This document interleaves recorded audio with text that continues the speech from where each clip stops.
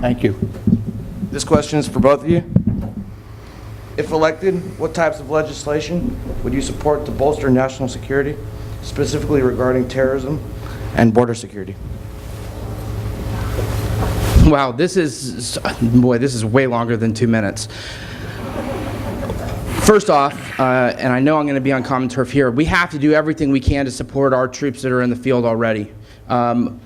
Our president, as you might have seen this week, got on TV and authorized 30,000 more troops to go to Afghanistan. Well, that sounded fine and great until you realize that the general in charge, General McChrystal, said that he needed 45,000 to 80,000 troops, and he needed them 4 months ago. It took our president 95 days to get them there.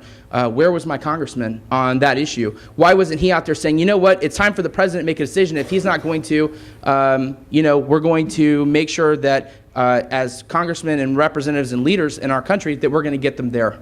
That's first and foremost. National security, got to support the troops. But the border is a totally separate issue. We have the terrorists coming across our borders every day. We have to have some kind of a real plan to make this happen. One thing that I've been talking to people about, I've talked to Border Watch, I've talked to former congressmen, I've talked to candidates for Congress, I've talked to border volunteers.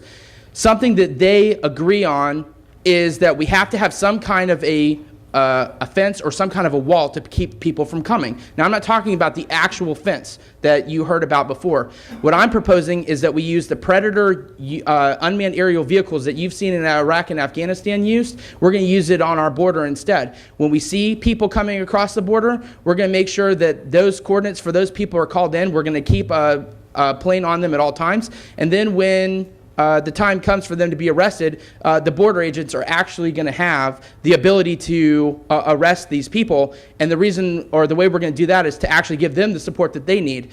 So many of the immigration agents, the INS agents at the border, have actually had their weapons taken from them. They've been told they can't arrest anybody. They've been told just put people back on the other side of the border. There's just so many issues here that we have to address, and we need to do it today.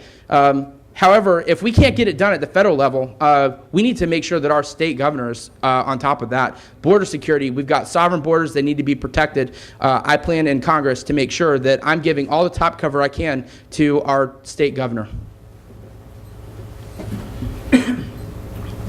I'm going to flip these around and answer border first and then the sovereign military next, or the military accomplishments in Afghanistan and everything. The borders we absolutely have to close. We have laws on the books. We have to enforce the laws on our books right now. We have to stop the sanctuary cities, withhold federal funding from the sanctuary cities until they get in line and they start enforcing the laws on the books right now. Closing the borders, we already actually do the Predator assignments. There's a unit out of Ellington. My wife is in the Air National Guard. She supports the unit out of Ellington of Predators. We need to, that is one area where I would actually spend a little bit more money if it's necessary, but I wouldn't spend any of that money until we go down and talk to the people on the border and say, what do you need to be effective? As far as helping the military out, what policies? We have to get our economy under control. If we don't have any money, we can't fight a war, and we should let all of the commanders fight the war. We tell them their mission, they fight the war, not the legislators. I agree with Scott. You do actually have to talk to the border agents to know what it is that they need to fight the war and to win it on the border. What they told me was that they want more Predators.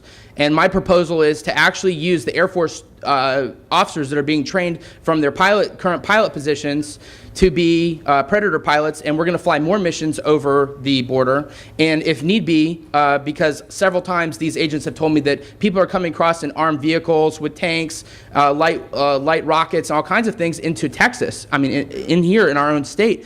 We have to have some kind of armed force that's going to make sure that that's going to end. I plan to make sure that our Congress authorizes some kind of funding for these Predators to be armed and ready to go. We don't want those people coming into our country with their drugs and their human trafficking violations. That's all I have to say about the border. We have to do everything necessary.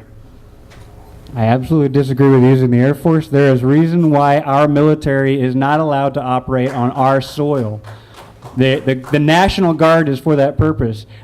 The reason that the founders never wanted our military to work on our soil was because they were afraid that they would turn their guns around at us. There's a reason for that law, and I will not send our troops onto our soil to fight.